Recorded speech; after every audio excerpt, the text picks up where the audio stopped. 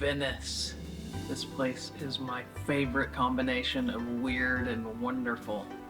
We're attempting to take it all in when we notice that the seagulls here are gigantic and really aggressive.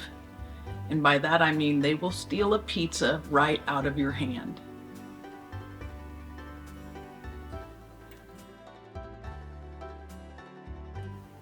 Naturally, we decide we better buy food to feed them. I can't resist the photo op.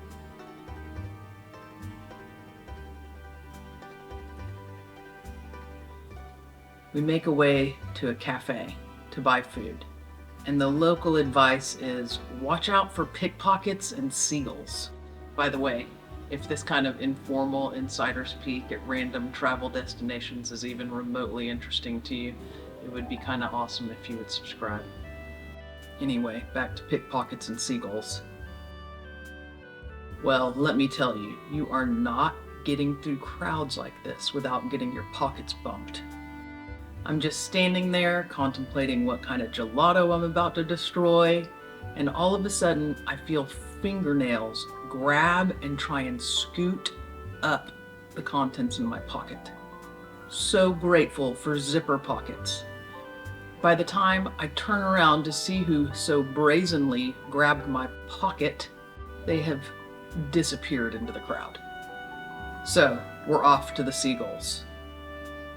Props to husband for reluctantly volunteering to be seagull bait.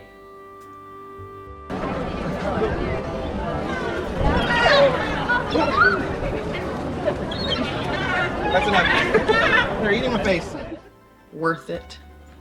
You cannot eat food in St. Mark's Square without being assaulted by seagulls.